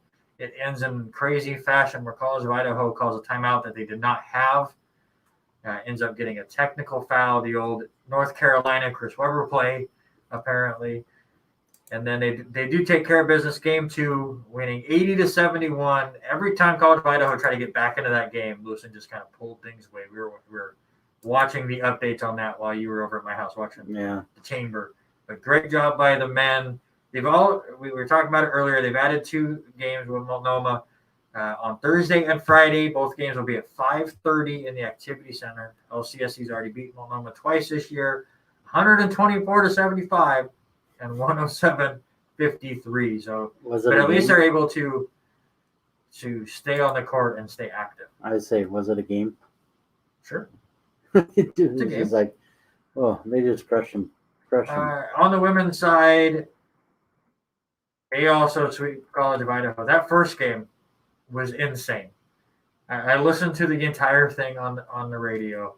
They do win 56-40, which doesn't seem that bad, but it was like 15-12 at halftime. College of Idaho had more turnovers than points for most of this game, through at least the third quarter. It was just one of those ugly things. They had the coach for LCSC on there after the game, and he said, "Well, we're never doing that again. We'll never see a game like that ever again as long as I coach." It was just a rough game for them, but they do get the win. And then in game 2, they turn things around and win 97-66. So they'll finish the regular season 12-5 unless they're able to find a couple of games to add in as well. But nothing is scheduled at the moment. But both teams sweep their games with College of Idaho. Both teams win the CCC this year. First year in the conference, and they're champions. It was a little awkward, and they didn't really play most of the conference, but they still get the championship. We'll look at track and field now as they had their first meets this weekend in Caldwell, Idaho, in the Polar Vortex Classic, which, again, was in snow for a lot of it. The women had the top 4 spots in the 600 meters. Ashley Britt, a sophomore, wins with a minute 38. The women also win the 4x400 relay with a time of 3:59. That was Carly Smith, Rebecca Kalmbach, Anika Grogan, and Ashley Britt. So congratulations to them. Madison Carson wins the women's pole vault. On the men's side, Clayton Van Dyke had himself a weekend. And I don't know how he is exhausted. Maybe it's because I'm twice his age, and I don't know how this works. But he not only won the 800 meters, he also won the 1,000 meters, and then he also won the mile. And he won a mile with a time of 4 minutes and 18 seconds. How many laps do you think you can get through, Robert, in 4 minutes and 18 seconds? Am I walking or am I running? I don't know. It depends what you get. 4 minutes and 18 seconds to go as far as you can. At 4 minutes, at 4:18, I might get a lap and a half. So not even half a mile. Maybe a half a mile. Yeah. It would be close for me as well. Cole Olson, who's been just fantastic on the cross country team as well. He has a great weekend as well. He wins the 3,000 meter at 8 minutes and 33 seconds and the 5,000 meter at 14 minutes and 42 seconds. And 11 Warriors have already qualified for nationals, including many of the names I've already brought up. I have Carly Smith is also in my sports communication class. She had said that they had won their event, but the way that they do qualifying for nationals was weird, so they had to wait, and they finally were able to find out today, and that team were part of the group that did qualify. So congratulations to all of them as well. Volleyball got started this weekend. They have a very short season with everything going on, but they are playing these like mini tournaments. So it's like 3-team tournaments where you just play each other as much as you can. They played Bushnell University on Friday. They do lose both of those matches, 1-3 and 0-3. And then they played Warner Pacific twice on Saturday, and they swept both of those matches 3-0 each. So 2-2 on the weekend.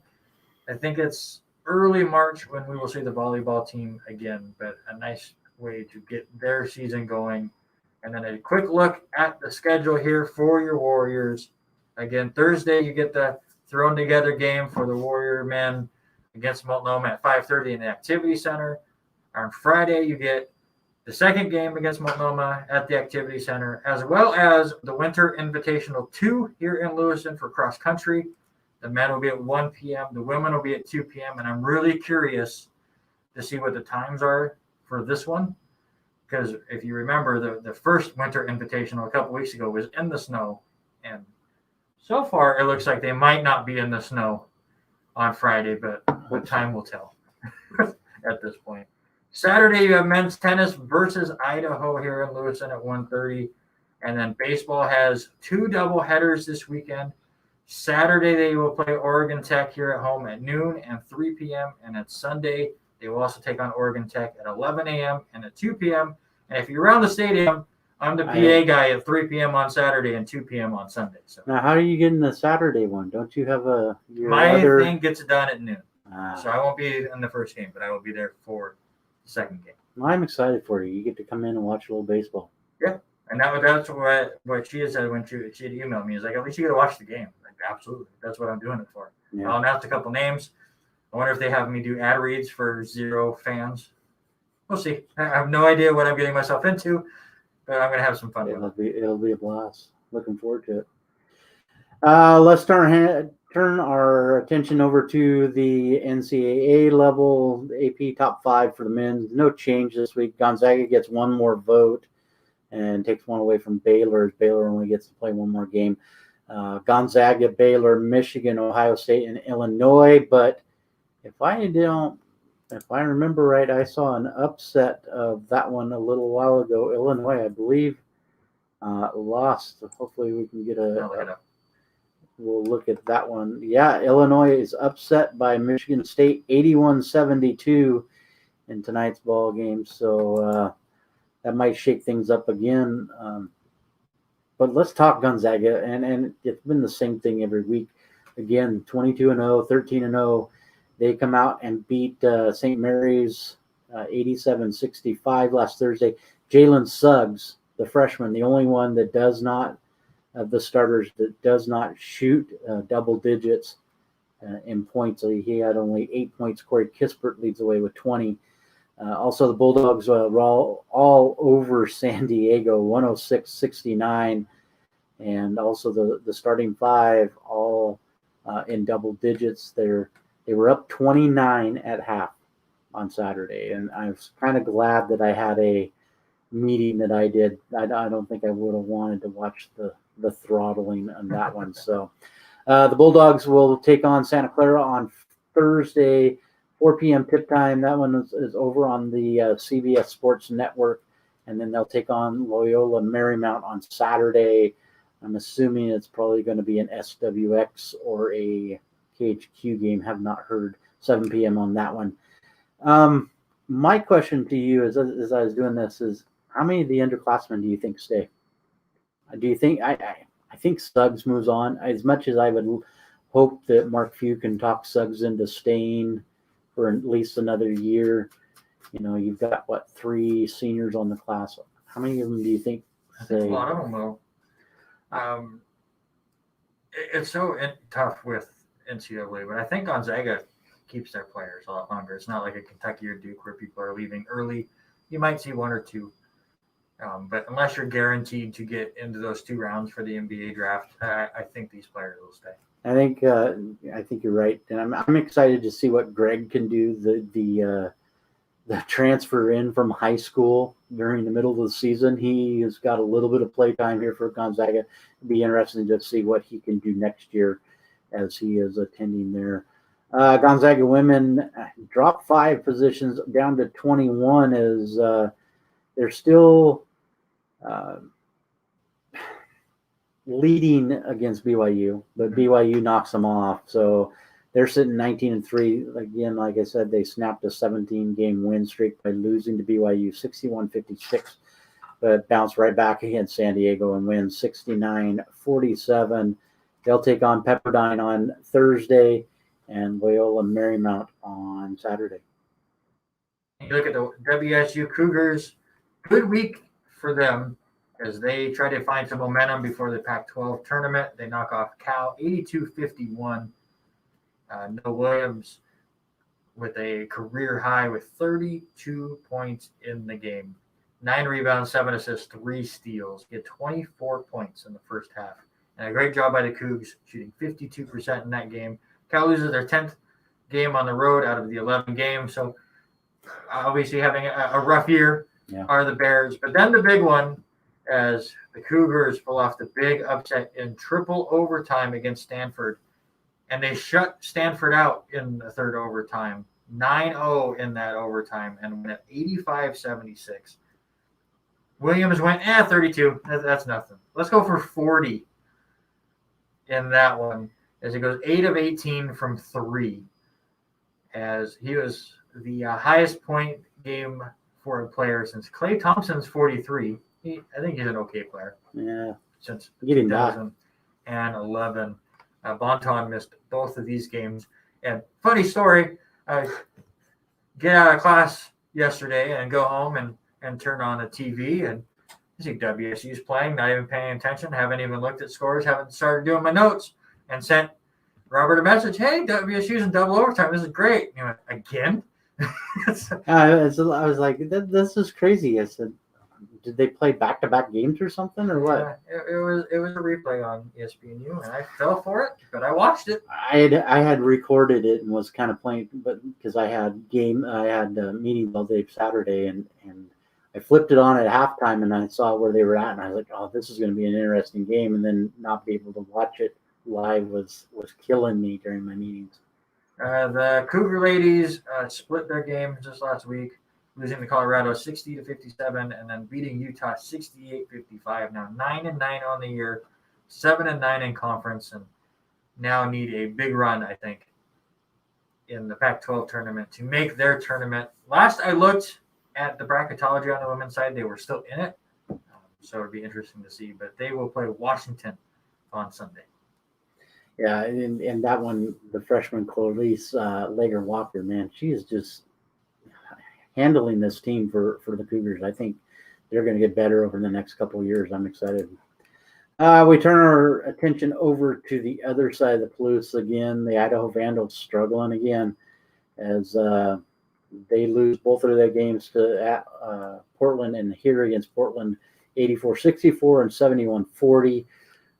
They are hosting on Friday and Saturday. I believe that's Friday and Sunday. I think I have that typed wrong. They'll take on Montana State in that one. And then the Idaho ladies tied for first place in the Big Sky as they took care of business against Portland, and they're able to move up into first place. Idaho State ladies are 15-3 on the season, 12-2. And the Vandal ladies, 3 big games in a row with wins. So it'll be interesting to see how the next 4 games play out for both Idaho State and the Vandal ladies. Like I said, the Vandal ladies take on Montana State over in Montana, and then they will finish up with Montana. And then you look at Idaho State, they will also take on the same Montana, but then they will host Eastern. So it'll be interesting. But other big news, Beyonce B earns the Big Sky Player of the Week again for the second time. And Beyonce, I looked at some of her numbers. They're crazy. She's averaging 16.5 points, 7.8 rebounds in 32 minutes. So she's playing pretty much three quarters of the game. Yeah, again, we talked about a couple weeks ago. It'll be really cool to see Gonzaga, WSU, and Idaho ladies all make the NCAA tournament. Nice. So be able to watch that. Be able to watch, obviously, both teams at LC play the NAIA. Obviously, the Gonzaga men are going to be in that tournament. So a lot of local college teams getting ready to play some big tournament games. And again, good luck to Idaho and WSU as they try to get into that tournament as well. All right, hold on. I got to get comfy as you get ready to announce this next one. For those of you not watching the video, listening live, I just have to take a breath, sit back in my chair, and listen to Randy talk about our NBA teams. The NBA challenge that we decided to do. Robert's dominating. I got a big lead. Your team's played a lot more than mine this week. Mine went 20-22 this last week. Yours went 27-25. But that's 7 more wins for your team. And you now have a 15-win lead over me. We have now played the exact amount of games throughout the whole season. Mm-hmm. So you just caught up that way. But 234 for Robert's teams and 219 for mine. This is why I don't like the NBA. So some scores for you. The Cleveland Cavaliers beat the Atlanta Hawks 112-111. The Pistons, who were a terrible pick by me, I should have went with the Knicks instead of the Pistons, but they do get the win over the Magic, 105-93.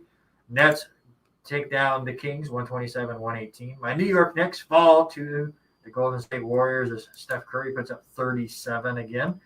Warriors win 114-106. Tobias Harris puts up 23 points as the 76ers beat the Raptors 109-102. And the Mavericks beat the Celtics 110-107. Giannis also 37 points for the Bucks as they beat the Timberwolves 139-112. Your bad pick were the Wolves. Yeah. You got the Blazers going on right now. They're trailing the Nuggets 25-35. It's just starting the second quarter. And Clippers all over the Wizards. It's early second quarter there as well. 41-22 in that game. And now let's no longer talk NBA ever again on the show. Let's now get to the sports that just don't get a lot of airtime. And let's go with golf because I watched the end of this one. It was really, really fun. Max Homa wins in a 2-hole playoff against Tony Finau. After Homa, apparently I didn't watch this part. Our buddy David Duffenberg told me afterwards, but Homa misses a 3-foot putt on 18 to force the playoff. If he makes the 3-foot putt, he wins the tournament. They go ahead and tie the first hole, and then they get to this par 4. I think it was 14. Yeah, I think that's it. Very, very short par 4, drivable. Finau hits it just short of the green on his shot. Homa hits it up against the tree. Like it was leaning up against the tree and hits it at this weird angle with a crazy spin and somehow made the green even though he wasn't even looking at it and was able to go up and down to win the tournament. So congratulations to him. He wins $1.6 million. Our buddy Joel Damon struggled this week. Shoots 74 on Thursday, 75 on Friday for a +7. Did not make the cut. Next week, they have Puerto Rico Open. And you also have the World Golf Championships this weekend. So a lot of golf going down. Be interesting to see which one Joel will end up going to. I haven't heard, haven't seen anything, so it'll be interesting to see where they go. Let's talk some bowling as they finally finished up with the Players' Championship this weekend as Kyle Troop ends up getting his first major championship. So congratulations to Kyle. What did you think of the event? He picked it out. Of course, he has to pick it out. That's his thing. And I kind of agree with what Randy Peterson was saying as they were leading up into it. You got to watch it before Chamber because I had saw it. I saw it as being on FS2, so I went home and watched it Sunday night. So, I kind of agree with what Peterson was saying. I mean, it's time for him to step it up and be, one of those main hitters. He was known over the last few years of being very flamboyant and the guy that everybody wants to watch, but he just locked it down and bowled extremely well. And finally, I think it was like the 4th frame, he realized that he needed to loosen up a little bit. And after a strike, he came back, grabbed his pick, picked it out a little bit, and then just kind of ran away with it against Dick Allen there. Well, before we'll get into the rest of the Players' Championship here in a second, but he's balling out right now. They're doing the Tournament of Champions. They're doing the qualifying rounds right now. Kyle Troop had 2 300s today.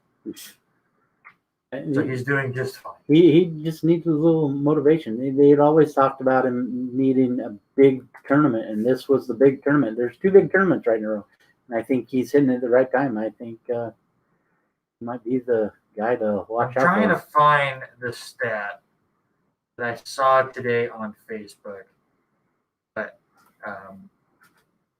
there was a bowler today who just had a sick 3-game set, and I can't find it. So just give me 1 second here. It was Andrew Anderson, and I forget the exact. Or there you go. He shoots a 300. He was the second person on that day after Kyle Troop to get his 300. 3-game set on the PBA. Now this is their easiest oil pattern that they bowl on all year, and it's on a lane that a lot of people say carry a lot nicer. 3-game set. Andrew Anderson shot 868. Let me guess, probably a 10-pin. 10-pin in there, and maybe another. Pro bowlers are just too 4-pin, good. yeah. Too good. My dad says that the paper said Joel is taking next week off. You take a week off. Yeah. Let him regroup, get there. So. But I wanted to bring up one thing that happened in the Players' Championship for the PBA, and that was Dick Allen and the water baller. I was to say the party foul. His face was so great as he tries to pick up his water bottle. The water bottle, that's easy for me to say, and ends up with just a lid. As the whole thing goes down, spills, kind of gets on his shoe a little bit. It actually affected his opponent, Tom Smallwood, even more, as Smallwood was really on a roll and getting into a groove in the match. They had to take a water break in a way, and to clean up the mess. Anybody that bowls know that water is no good for shoes. It really messes with the way you're able to slide, and even if you are able to slide, it's in your head for the rest of the night. But Tom just could not get things going. Dick Allen with a good run, finishes second in the tournament. Again, Troop wins that one, 257-212 in the championship game. So again, congratulations to Troop. And we're in major season, and I like how they do the schedule. It's just big tournament after big tournament after big tournament. Let's talk NASCAR. Daytona Road Course happened. I really, really like that course. Yeah, it was interesting to see those guys and what they were doing. The way that they've added some of those turns around the actual track, and the way it creates so much action. So much action that Michael McDowell, the Daytona 500 winner, and Kyle Busch both blew tires at the first lap because they locked up their tires so much because everyone's getting all bunched up in there. McDowell ended up actually finishing pretty well. I think he was 8th or 9th. But I have issues with this race. It's a road course. Mm-hmm. They have windshield wipers for the rain. You can go in and put rain tires on if you would like. And NASCAR has the rule that they can call a caution flag one time in a race for rain, which will then allow the drivers to come in and get the rain tires if they so choose. It happened last year when they did this for the first time. Straight downpour, looked fantastic. This year, Chase Elliott dominating the race, led almost all of the green flag laps up to that point. Lost the lead after a bad pit stop, ended up not winning the second stage. But other than that, he was just running away. And if you gave him the lead, he was out by 4 or 5 seconds. Had a big lead late.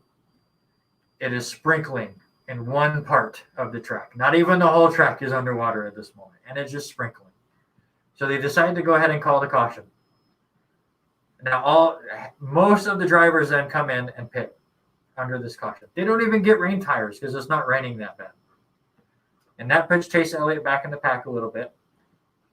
And then all craziness happens. Everyone gets all bunched up. He gets pushed off the track, goes dirt racing for a minute, gets pushed back to about 15th place, and then gets spun out later. And his race completely falls out. Just because NASCAR wanted to bunch everyone back up. And it was a cluster from then on. You saw Kurt Busch completely miss a turn and go. He was 50 feet away from the track at one point, just driving straight, trying to save his car. Somehow did not destroy the car. He ends up actually finishing 4th. Yeah. There was maybe one car that did not look like crap. after this race was done. It was very entertaining, but as a Chase Elliott fan, I hated that decision to call the caution flag at one point. I wish I remembered the driver, but there was one point where, and it might not even been the Cup Series. It could have been another series that I watched the highlights. But there was one driver that went off the course, and they have, those Stantee ad billboard things out there. He ran straight into one, and it went underneath his car and lit on fire. Just his poor car was just engulfed in flames, and he had to get out, and his race was done.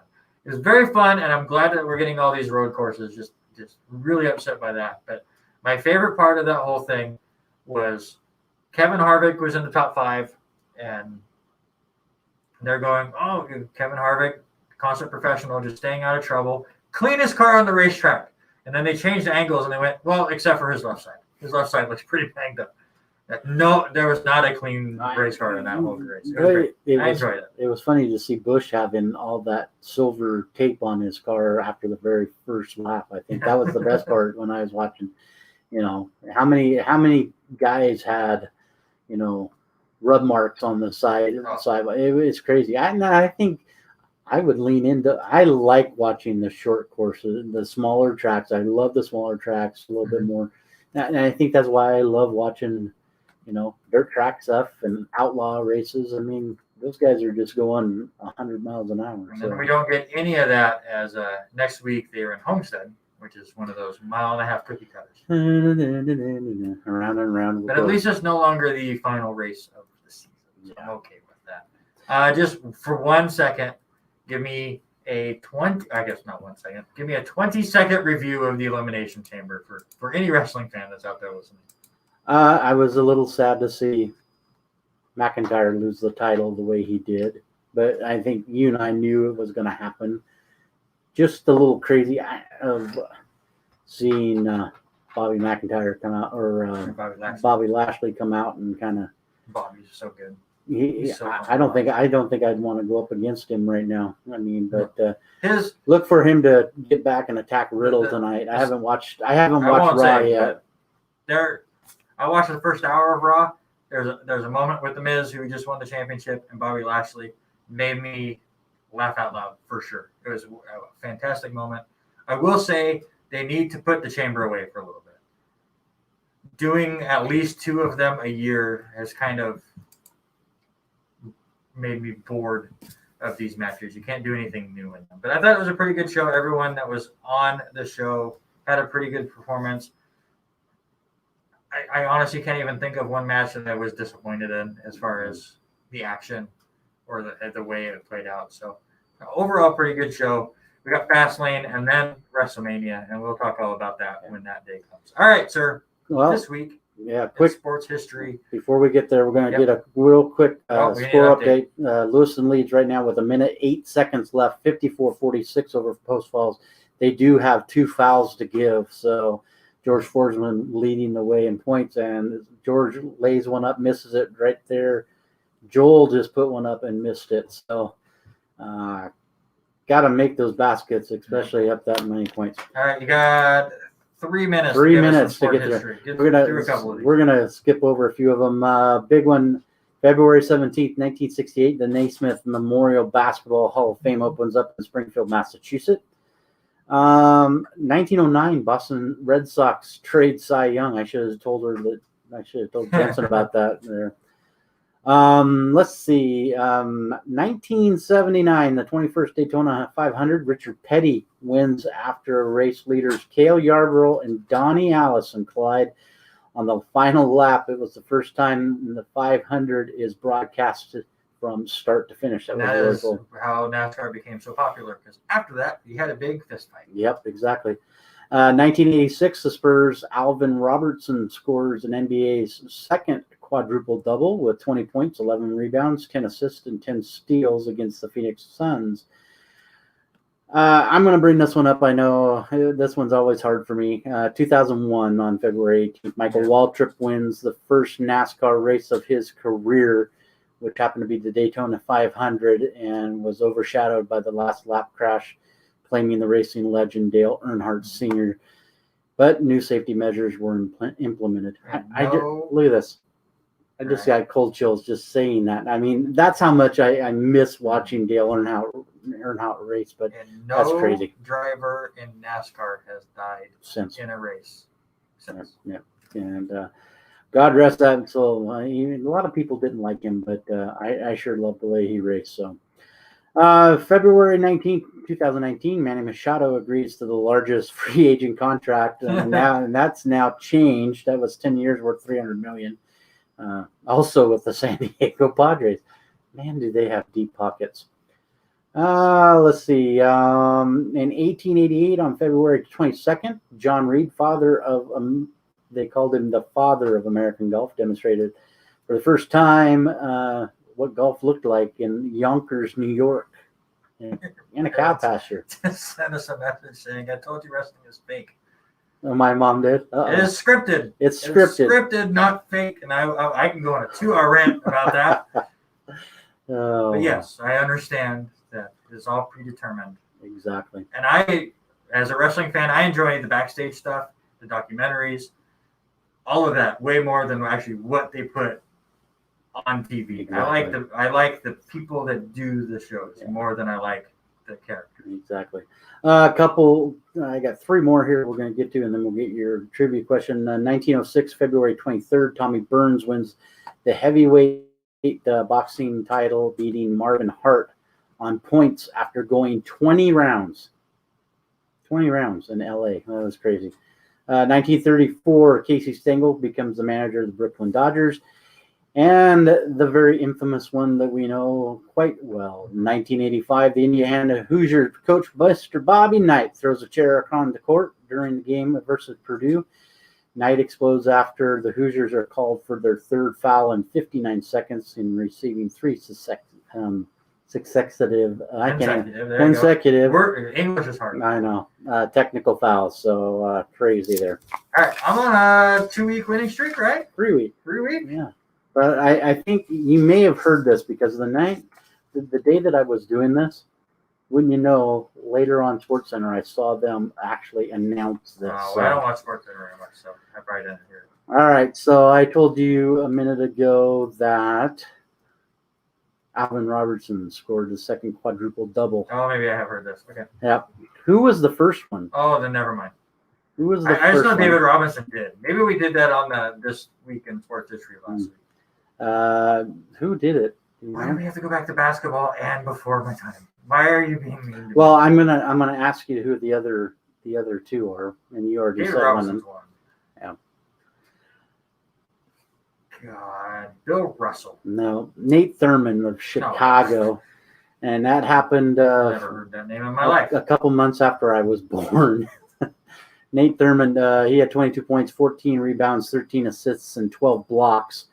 And you did say the other one, David Robinson, San Antonio, was the last one to do it on February 17th, 1994, 34 points, 10 rebounds, 10 assists, and 10 blocks. And the other person that did it twice within 30 days of each other. Hakeem Olajuwon. Yeah, 29 points, 18, and then 18 points, 16 rebounds. So just tell me to stay away from NBA for a while. I have said that for 21 episodes. But it just shows you get a little cocky, and Robert will go back to basketball before you were born. Yep. To completely trick you. Final yet? Let me look back up here. It's resetting. Buffering. I'm waiting for NFHS to Well, while you do that, remember we have a couple men's basketball games this week. Baseball is back this weekend. We got cross country and men's tennis as well. Check out all the Gonzaga stuff, WSU, Idaho games. Lots of basketball going on. Nothing? Anything? Nothing. It's an advertisement, so I'm giving it. So let's talk one thing I'm looking forward to, and it is Clarkson Bantams football. Yes. The Bantams hit the field on Saturday. I believe we're going to be 1 o'clock on that, and be looking for that stuff here. Radio at all, you know? I think they are going to do radio. I have not heard 100%. It is going to be on NFHS if you have a subscription with that. which would be a great thing to do here as the Bengals are running the ball out. We're waiting for it to flash up here. Nothing yet. So looks like Lewiston will be moving on to the 5A play. They end up winning 58-49 with George Forsman with 16 points. All right, perfect. So congratulations to Lewiston. Congratulations to both the men's and the women's LCSC basketball teams for qualifying for the NAIA tournament. A lot's going on here in the Valley sports-wise, but that's Robert. I'm Randy. We will see you next week, but for now, we are